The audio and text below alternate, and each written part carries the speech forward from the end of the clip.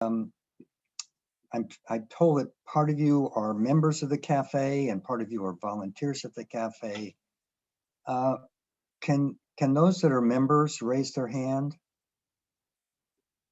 Can those that are volunteers raise their hand? Okay, and not everyone has hands, but okay. So mostly volunteers. So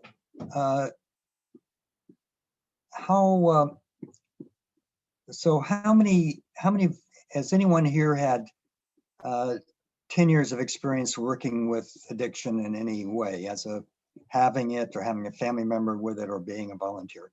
How many with 10 years or more? Raise your hand. Okay, great, thank you. How about 5 years? You got your hand over them, yeah. Okay, how many with 1 year or less? Okay, so you guys have been around the block a little bit. So I'm sitting here, I've got 3 computer screens and a book over here and my talk up there. So if I look around, I'll try not to be too shifty-eyed, but I'm going to start with a story of how I got started in this. I was in Wisconsin near Milwaukee in 1978, and one of the docs wanted me to help him with the alcoholism treatment center in Elmbrook Hospital, and I got involved with that. It was an interesting place, and we had a whole ward, maybe 20 beds, with people who were detoxing from alcohol, and most of them had been sent there by their employer, and you all know why that is, right? Say yes if you do. You know? Okay, thank you. Feedback is good. But they came in, and it was mostly alcohol, not much else, and we keep them in for a whole solid month because these industrial factories had good insurance, and a lot of these, most of them were men, not all, but most of them, and they had critical jobs, you know, running 50-ton cranes and building Caterpillar tractors, and they figured it's cheaper to get the guy sober than to find someone else that could do that job. But we kept them in there for an entire month. They didn't get out of the hospital, and we did that because, well, you know why. It just, if we let them go too soon, they wouldn't last long. And there were a couple us docs, you know, taking care of the benzodiazepines and stuff to keep them from going to DTs and taking care of their medical problems. But the mainstay of the treatment, of course, was what? Tell me, somebody. AA, right? So how many of y'all are fans of AA? Please just show me your hand. For anyone that isn't, can you tell me what you use in terms of helping people come to grips with this?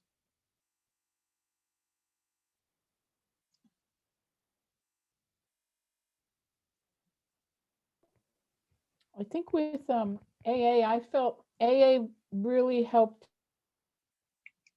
me get on the path of recovery. So I appreciate it for that. But I always felt less than with AA for some reason. So I liked more the like the Buddhist or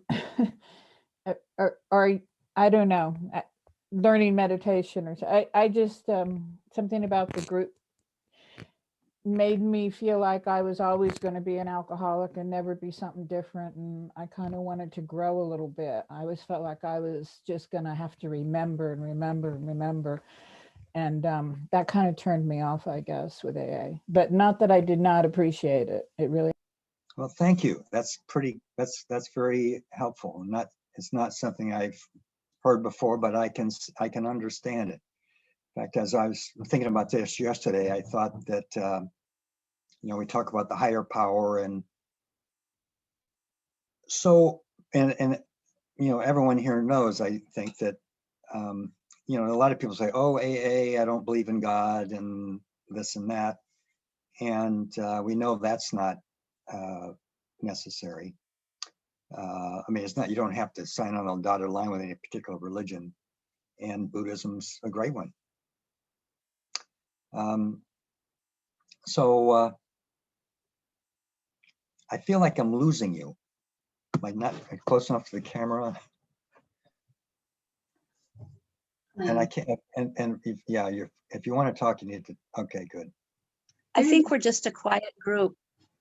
There is a comment Okay. here I can read that's in the chat box from Barb Testing.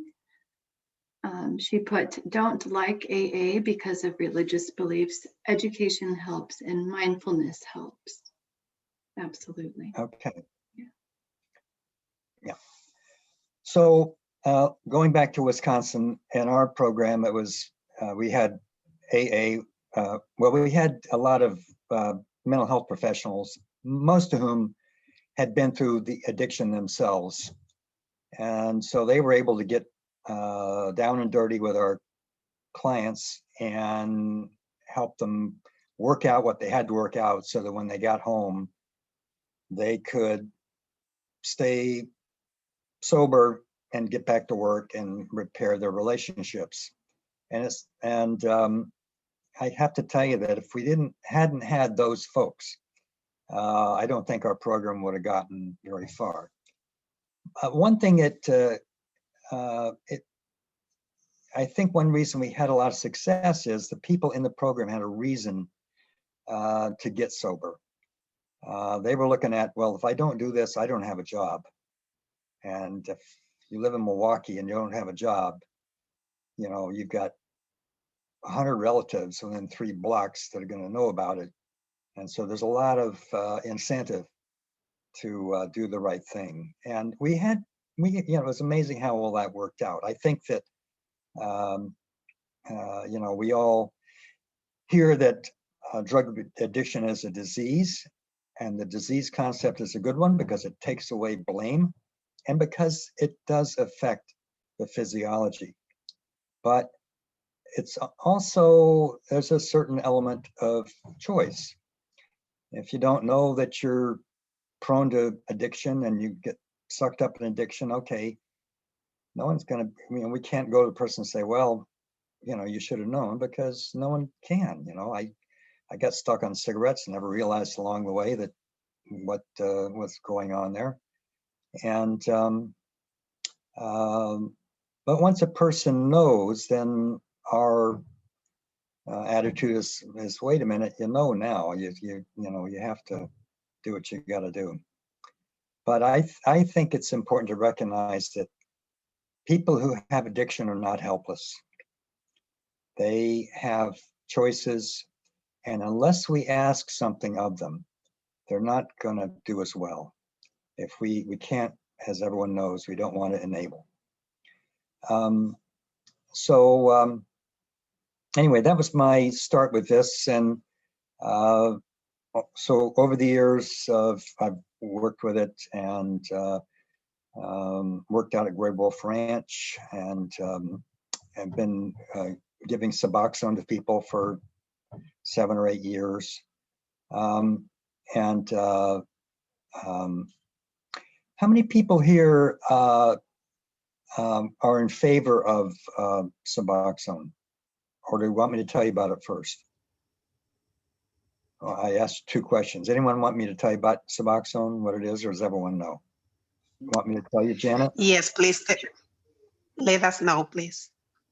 I've learned that it's good in these states. I didn't hear that. I would like to know about it. Okay, great. So Yeah, I haven't heard about it.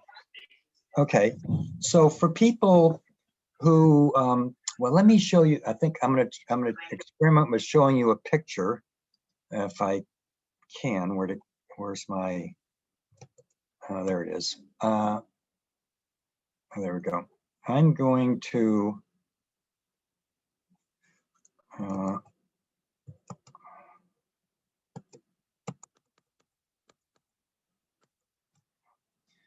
okay, I'm going to show you pictures. I could be better at this, but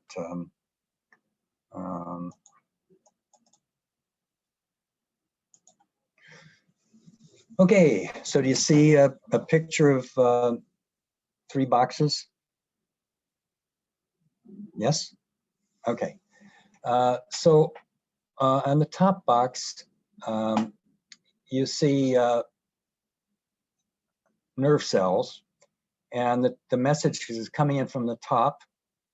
And when the signal gets to the end of the neuron, this little bubble releases a neurotransmitter. And in this case, it's a substance, it's an endorphin, something similar to morphine. And it diffuses across the space to a new nerve and goes down this new nerve. Now, endorphins are the natural substance that make us feel good. One reason runners like to run is it builds up their endorphins. One reason we like to get together with a family is it builds up, we have an endorphin outflow in our brain. And so it's traveling down these nerve cells like this. Now imagine a person starts to cheat, and instead of just using that for endorphins, they start using heroin or codeine or something. Well, there's a whole bunch of these little red dots then. Can you see the little hand there? Is that showing up on your screen? Yeah, thank you. If there's a whole bunch of those red dots, these green receptors down here will say, whoop, we're seeing too much endorphins. We're going to have to, it's like someone yelling in your ear. These little green things receptors are going to decrease their number. They don't want all that big push. So they decrease their number. And now you stop using heroin and you get back to the normal number of red dots. And this nerve down here that's going to carry that happy feeling to the rest of you isn't doing much. And so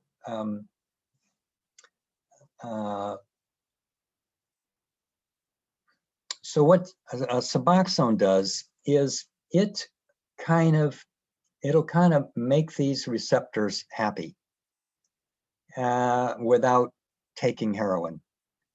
And furthermore, it gets on that receptor and it blocks it. So if the person uses heroin, the receptor is blocked and the heroin doesn't do much. So person's less tempted to use it. And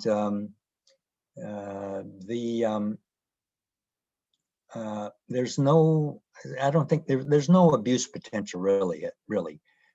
You can buy it on the street. It's not terribly expensive. It's usually bought by people who want to get off of heroin. And people who take it don't get high. They tell me they feel normal. And of the people I've got taking it, one of them is in middle management at a big box store. And I was quizzing him at our meeting and asked the usual questions. Are you attending AA? And he said, well, I used to, but turns out that half the other mid-managers or several of them are also drug addicted. So we just sit at lunch and talk about it. And so I thought that was pretty amazing. He also told me, he said, you know what, if we get someone coming in here who says, hey, I'm alcoholic, or I've got this or that, we actually look at them a little more favorably, because we would rather have that kind of person than some person who comes in who's a black box and we don't know where they're coming from or what they've been doing. And but most of the people I have on Suboxone are working. They're getting along well with their family. They're telling me about how they're repairing relationships. They've been bad for 20 years and they're getting better. I'm a complete fan of Suboxone. So and the way it works is it comes as a tablet or a little film you put under your tongue. People come in, we give them, once we got them going, we'll give them a couple of months worth. They go home. They're not going to take it all at once. It's just not going to do anything to them. And every couple of months they come in, we'll do a urine drug test. I had one, and I had a woman that failed one time. She said, well, I was up in Alaska fishing and a friend had some cocaine, and so yeah, I was stupid, and and that was about 3 years ago, and she's been clean since. So any comments on Suboxone or questions? Please. You need to unmute. Yes, There I'm doing that. I'm curious about is it preferable to methadone? And if so, why? Sure. Methadone makes you high.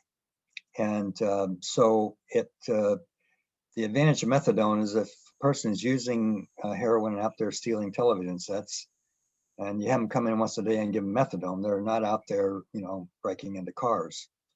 But it's going to be hard for them to hold a job.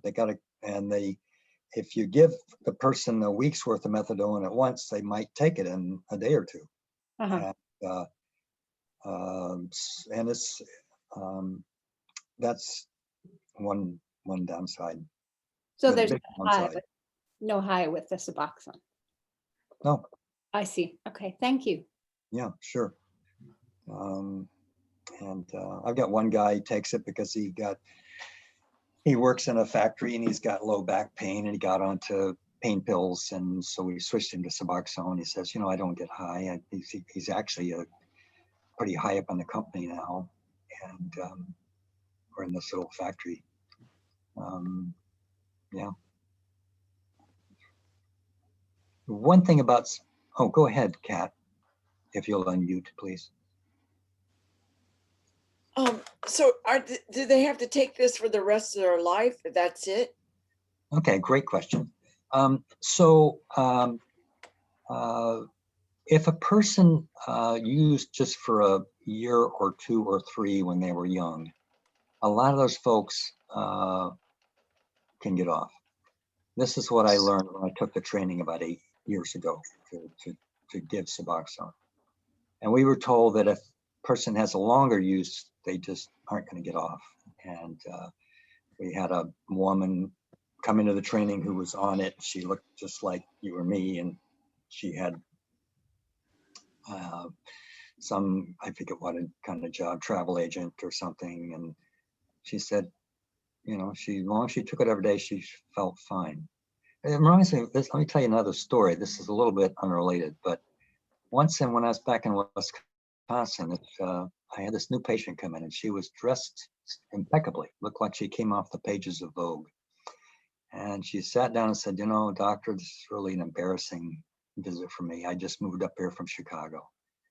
And it turns out that I hallucinate if I don't take Thorazine every day.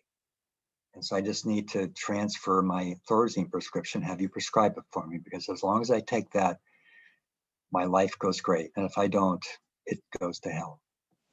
And I thought that touched me. I think, there's certain things that happen to us human beings that maybe 500 years ago would have wrecked our lives. And today, with medications, with medication, we can have a life that we couldn't have had 200 years ago. And I see that with Suboxone.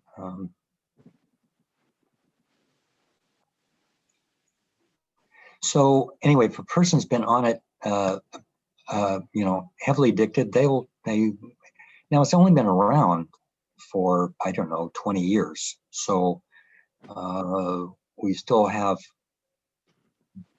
run out of human lifetime to really know the answer to your question, Kat.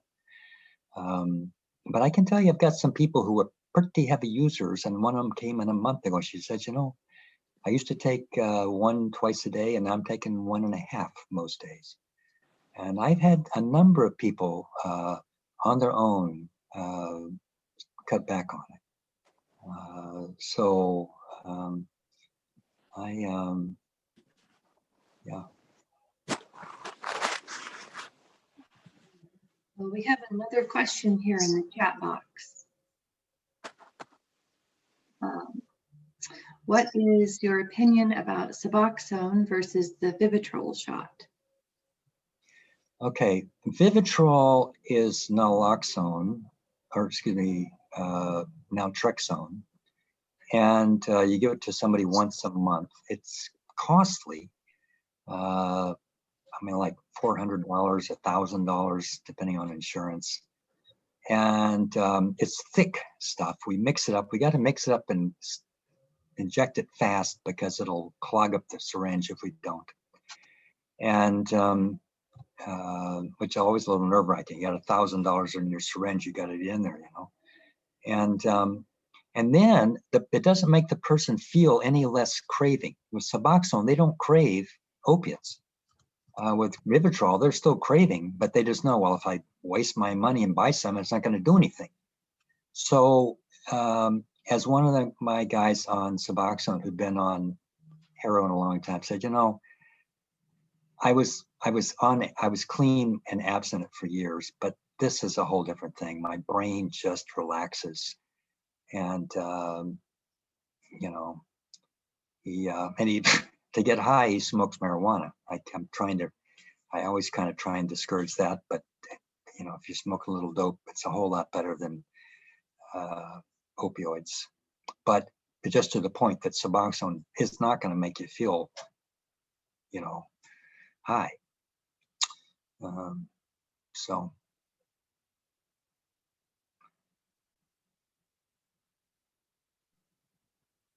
So we've been talking about opioids. Any more on Suboxone? My bet is that as we go on, we're going to be using more Suboxone, and there's going to be fewer restrictions to its use. And if I ran the world, I'd be tempted to really, I don't know, you could make an argument to put it over the counter. It's given the horrible toll that opioid addiction is taking.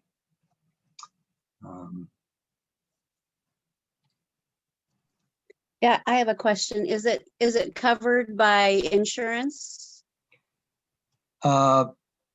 Most insurances cover it to a degree. And we've got a few insurance companies that they'd say it's covered, but they make it so impossible to get it that you can't get it. But I got people buying it, you know, they'll be spending $80 a month that they find a good pharmacy that'll give them a deal, and they're paying $80 a month or something for it. And there's some costs for the medical supervision, which we're required to provide. Thank you. Yeah. So anyone want to talk about alcohol? Anybody? Or so what drugs we use? Okay, alcohol, great. So and do you have any specific question, Kat, or you just want to? No, what?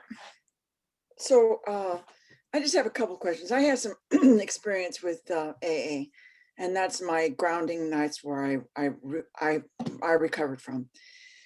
And I know that it doesn't matter whether it's a drug or it's, you know, a faith or it's whatever it is. You know, you can take a medication, but still have the symptoms and behaviors that go with the reason why you're taking it. So it's in AA, they call it dry drunk. So personally, my brother you know, went through AA, didn't do the steps, which were really an integral part of getting back on his feet and getting rid of behaviors that made him, you know, turn to alcohol as a coping mechanism.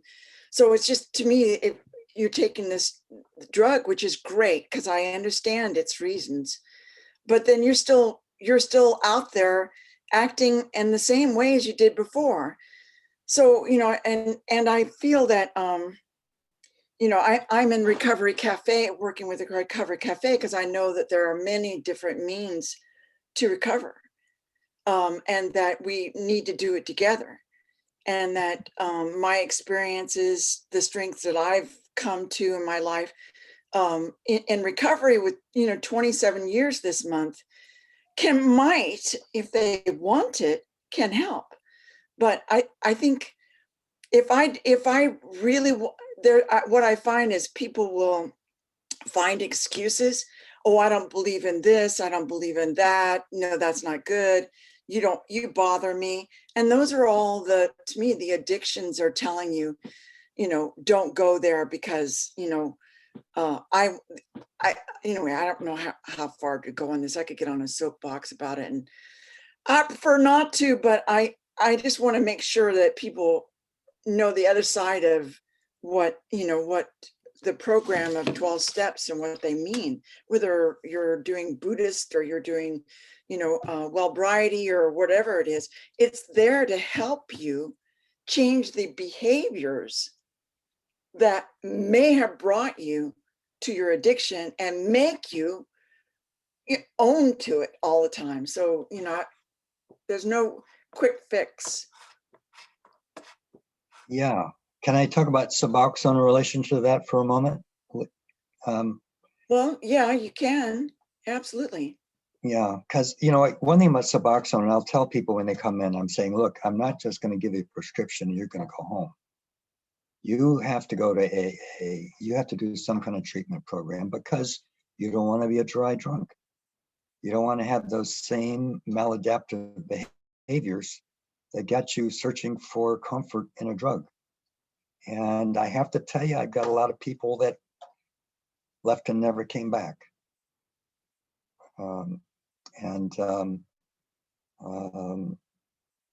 So I think that's what you're talking about, Kat.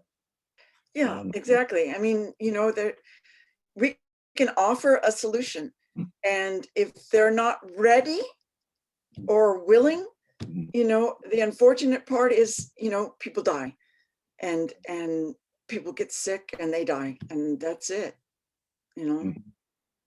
Yeah. Yeah, it's yeah, right, and it's horrible to watch. And I remember one image is clamped in my brain is of a man who had drunk his liver to death, and your liver makes the stuff that makes your blood clot. And so one danger of drinking too much is your blood doesn't clot. And I'm going to may I show you all kind of a gross picture? I see the nods. Okay. This is actually not as gross as the real thing, but let's see. There we go. Okay, so one thing that happens when people drink too much, another thing that happens is they get varicose veins. I'm pointing here to, this is the esophagus, and it's got a balloon in it. And then this is the stomach, and there's a balloon in there too. So this big fat balloon is connected to the sausage-shaped balloon, and they're all connected up, and they come out the nose. And so they stick this thing in uninflated. They inflate this one, pull it up, inflate that one, and then that will apply pressure to this place here, which is bleeding. Now this is a very difficult place to get to surgically. It's hard to go through the chest because it's the chest stops right about the anterior chest wall stops right about there. It's hard to get in from the bottom because there's a side wall, so the chest coming down there. It's a surgeon's nightmare. Anyway, so they this is one way they try and fix it. And then the football helmet is there because if you just tape this thing to the guy's nose and it slides down, he's going to bleed. You got to be putting some pressure on it. So you put on a football helmet with a mouth guard and tape this tube to it. It's called the Sing stocking tube down here. And you go under intensive hearing unit and you smell the smell of vomited blood. It's a scene from hell. You think, boy, I am in hell, and this poor person's in hell. And it's yeah, there's horrible consequences. And did I scare you away, Kat? Oh no, I didn't. Great. We do have a question here. Yeah.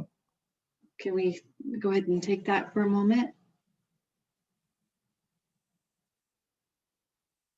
David, I saw you raised your hand. Yeah, hey, thanks. Hi, Dr. Rienstra. How are you? I'm good. Thanks. It's really nice to have you here. You know, we at the Recovery Cafe are, you know, really a big tent theory of recovery. So we support, you know, kind of all avenues to people recovering from, you know, drug and alcohol addiction and also from mental illness, and are really happy to have you here speaking about, you know, medical approaches to recovery. I wanted to, and we welcome it. I wanted to join in with what some of what Kat was saying. You know, you asked a question at the outset about what problems folks have had with 12-step approaches, and so that drew a couple people who've had some negative experiences or had some problems with that. And I just wanted to say, I too was a drug and alcohol addict for 29 years. My primary addiction actually was to marijuana, which, contrary to popular opinion, can be addictive for some people, and was for me. And I developed an alcohol addiction trying to manage my pot addiction. I've been in stable 12-step recovery for 13 years, and I'm super involved with both AA and also with Marijuana Anonymous, which is a thing, believe it or not. There is, you know, but I'm also happen to be married to a Suboxone and Vivitrol provider, somebody who's been doing what sounds like you do for, gosh, 15 years now, I think. And, you know, one of the things I was told is that, look, this may be working for you, Dave, but the relapse rates with heroin are through the roof, you know, staggering, frankly. And, you know, over watching what she does for a number of years, I've become convinced that medically assisted treatment is really super helpful, particularly with opiate addiction. Although, you know, I hear a lot of stories about diversion. It does sound like a lot of people stay on Suboxone forever. I've been told that for the opiate naive, like I never took opiates, that for the opiate naive, it's possible that they would get high off of Suboxone, and I know that it has a street value. So I'm in favor of it for many, many people, but on the other hand, I think it still needs to be carefully monitored by the medical community. I have two questions. So that's my soapbox. I have two questions. One is, so I've heard of Vivitrol being used for alcohol treatment. I haven't heard of Suboxone being used for alcohol treatment, and I'm wondering if that's something you do. And the second thing is, what about methamphetamine? Because what I have heard is that increasingly there's comorbidity between, you know, heroin use and methamphetamine use, and that there isn't really any medical treatment for that. So those are my questions. Suboxone with alcohol, and what do you do about meth? I've never heard of Suboxone being used for alcohol. Okay, that's what I thought. I just was checking. I wasn't clear on what.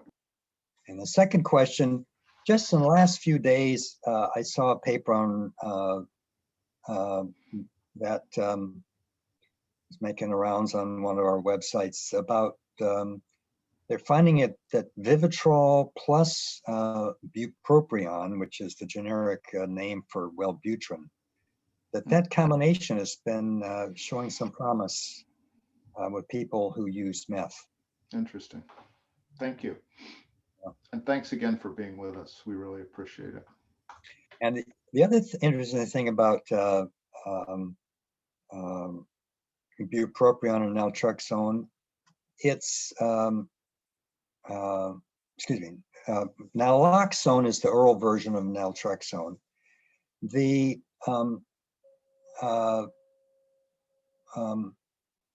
if you take bupropion and naloxone, people tend to lose weight, and they tend not to want to drink too much alcohol.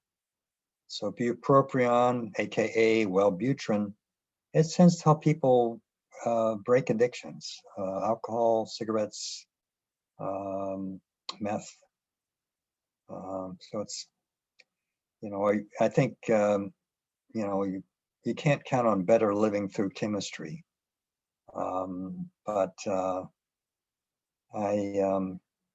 I think anything we can do to help people get their lives back is worth doing. One thing about, whatever, if you have clients with alcohol use, I would be sure and get them on vitamin B1. You may know that, I'm going to share my screen again. So let's,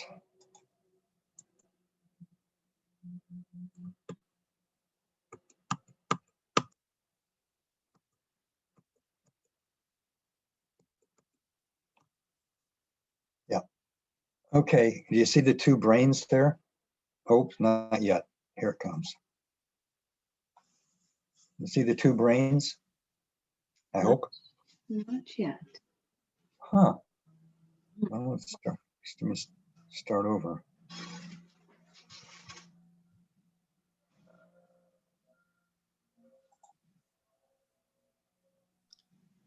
Refresh your screen, maybe? There we go. Okay. So alcohol, too much of it will shrink the brain.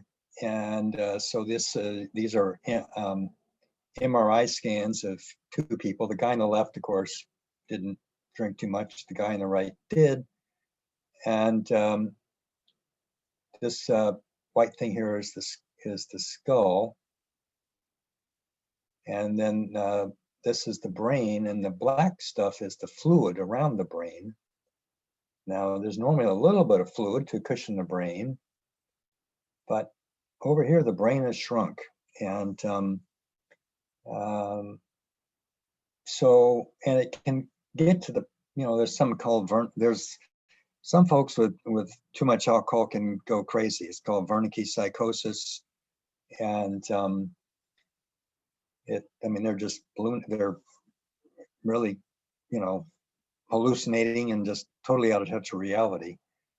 Anyway, if you got anybody that you're treating with alcohol use, I would get them on 100 milligrams of B1 or thiamine every day, and a B complex to back it up. And you also, if you're treating someone with alcohol use or any drug abuse, you want to check them and make sure they're okay in every other way. Is their thyroid all right? Are they B12 deficient or not? Do they have enough vitamin D? Anyone, can I give you a 3-minute vitamin D talk? The reason that we are white and not black is because of vitamin D. We were 200,000 years ago, all of us, dark skinned. And when humans started moving up into Europe, there's less sunlight than there was in Africa. And so the chemistry that goes on in our brains to make vitamin D out of cholesterol, that's what we make it from, by sunlight in the skin, wasn't happening that fast because our skins were dark. And if you don't have enough vitamin D, you get rickets. And rickets means that your bones are soft. And if you're a woman, your pelvis might not be perfectly shaped and you'll die in childbirth. And so of those humans that moved into Europe, the light-skinned ones could absorb more sunlight and make more vitamin D, and tended to predominate in Europe. That's why we got white and black.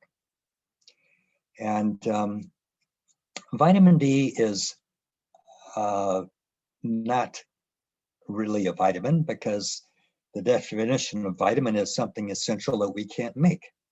But of course we can make cholecalciferol. That's a fancy name for vitamin D. We can make it.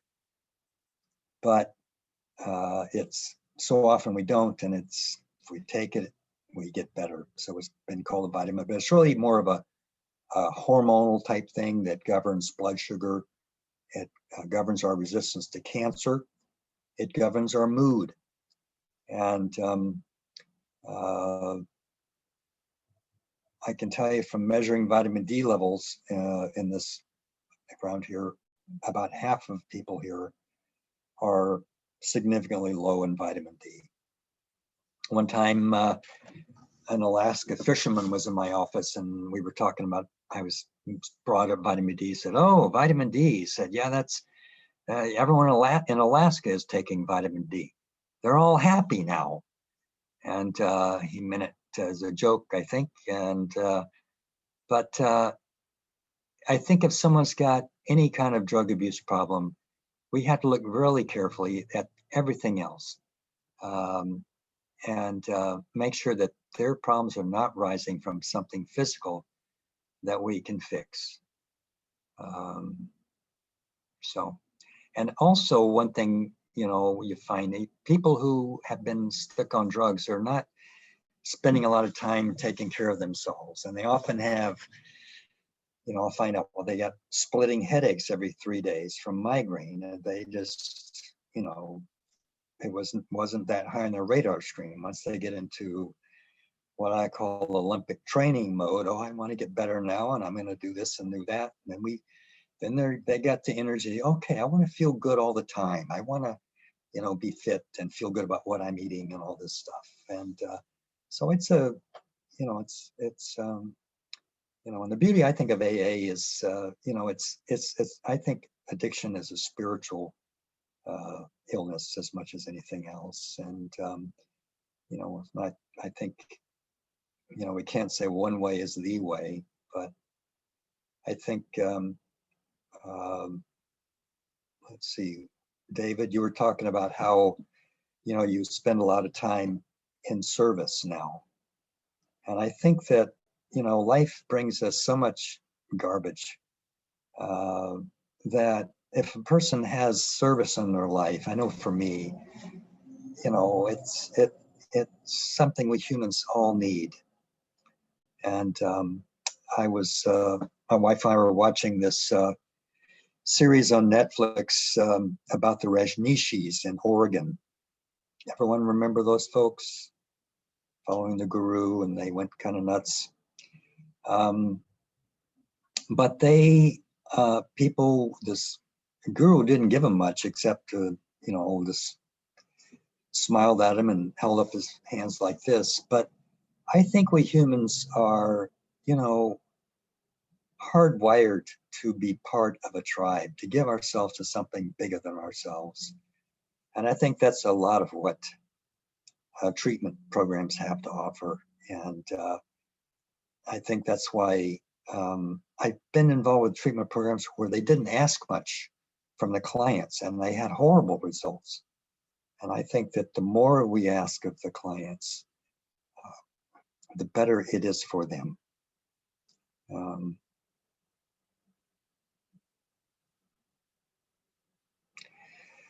I remember a few years back, one of the kids from Gray Wolf Ranch was sitting in my office, and he was saying, "You know, Doc," he said, "just about all my friends are dead. I'm 25, and all the kids I grew up with, they all died from overdoses or something related to that. I've got one left, and he's using pretty heavy. I don't know how much longer he'll be around. And I said to him, I said, well, you know, what if we had a treatment system for someone who was really stuck on heroin and relapsed a time or two? If we said, okay, fine, we're going to put you on a ranch somewhere for 3 years, and that you're going to have to stay and work on that ranch, and you can't get off until 3 years is up, and you've shown us in 3 years that you got the idea. And I half expected him to say, what a bunch of bullshit, doc. And he, to my surprise, said no. He said that would be great. And I think that one of the big problems with our treatment programs today is that they aren't long enough and they aren't intense enough. And anyway.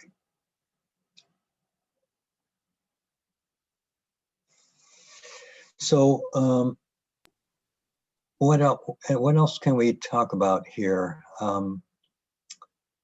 Any other questions for me or comments? Or I do, just, yeah, as a recovery coach or just working in the recovery cafe, what is our, I mean, how can we, if we find somebody that we think could be helped with medical treatment, then do we just refer to somebody like you, or what is the, you know, I've had all this training, but Recovery Cafe hasn't opened yet. So I have all of these questions about what if you run into not a client, but a person in recovery, what's our job as a recovery coach? Okay. I like the term coach. That's really great. And the bad news about modern medicine is well,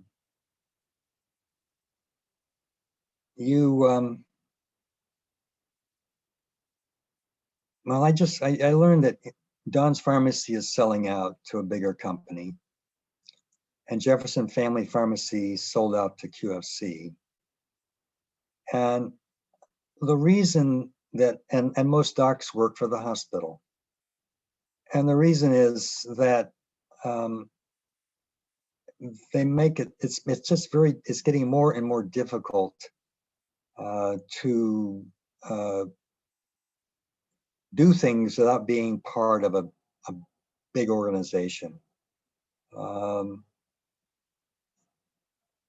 know, I got to do the same paperwork and requirements as well, not as many as a hospital, thank God, but it just gets, the amount of time spent fighting through websites and sitting on hold with corporations that don't give a shit, excuse me. And so you can't, you know, in my practice, you know, we charge people for a 15-minute visit, $150. If someone comes in and wants Suboxone, I'm going to say, hey, it's going to take at least an hour. If you want to start, I got to charge you $600 just to get going. And a lot of people can't afford that. I think the best thing Recovery Cafe could do is to have there's someone at the hospital whose number we have at the front desk in our office that people can call and say, hey, I need help. And they will make sure they get on Apple Care or whatever program is available. And that'll cover the tests. They got a lot of Suboxone providers at the hospital. And, you know, I don't mind, you know, as part of Recovery Cafe, if I can answer members' questions without getting involved one thing about being involved as a doctor, I become responsible for someone. And I have a guy that I saw last month, he wanted a medication for something, and so I gave him a prescription. Now he's disappeared. I call him up and say, wait, what are you doing? And I got to monitor this. I got to watch, I got to take care of you. And he said, no, I don't want you anymore. And so I'm sitting there thinking, oh, swell, you know, you know, I don't, you know, I don't, some lawyer could say I'm responsible. I don't, it's a world full of snakes sometimes. I don't, and that, anyway. On the good side, I will tell you, a couple of days ago, I saw a driver for Good Man Sanitation. And he said, boy, we're losing a few drivers. We always have trouble getting them, but we're losing a few drivers. I wish we could get the COVID shot because we're, there's aerosols of sewage that we come into occasionally, and cleaning up all this stuff. It's, higher risk. And, but he says, I keep doing it. He says, because it's what I do for the community. This is my service. And so there's a lot of good people, but I think the good people are often not pulling the levers of power. But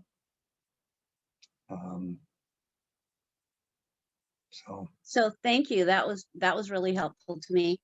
What do you just call the hospital and who do you ask for then, or just say, I mean, just give them. Well, I tell you what, I'll send Heather that phone number next week when I get back to my office. Oh, that'd be great. Who the insurance. Can I jump in for a minute? Yeah. Hey, Janet, one of the things, I frankly don't know where we stand on this project, but thanks for that, Dr. Rienstra.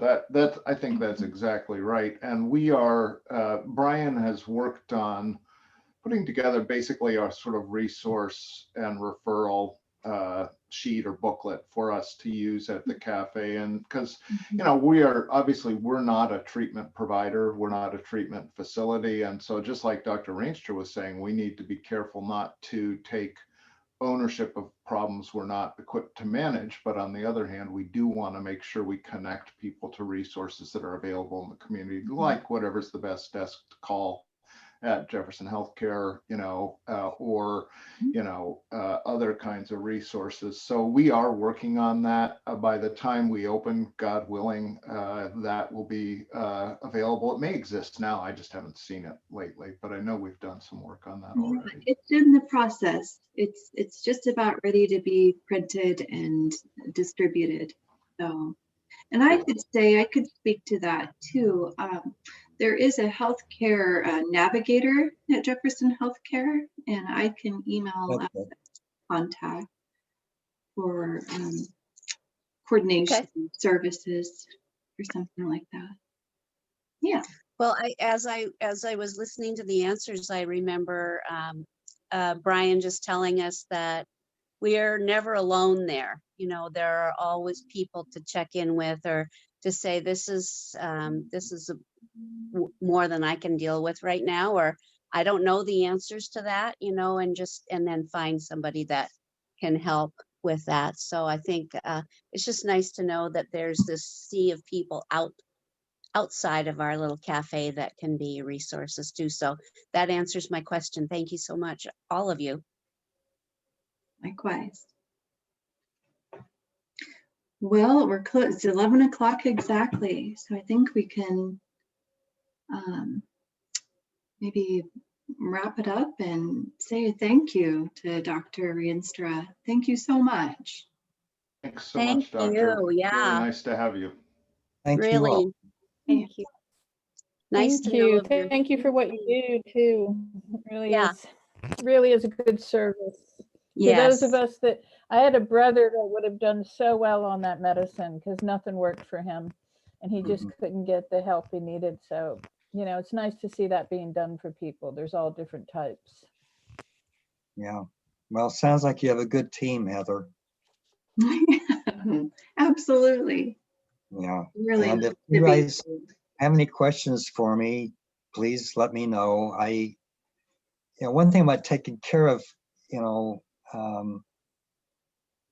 the people I take care of are people usually that have jobs and they take responsibility, and I get along well with that. I've had, when people come and they want me to sort of take over their life and I don't do well with that. I don't. And, but I don't mind, if you got some, I always think of, someone who's an addict is like a big fish on a light line. Yeah. You don't want to pull too hard. And, but you want to give them hope.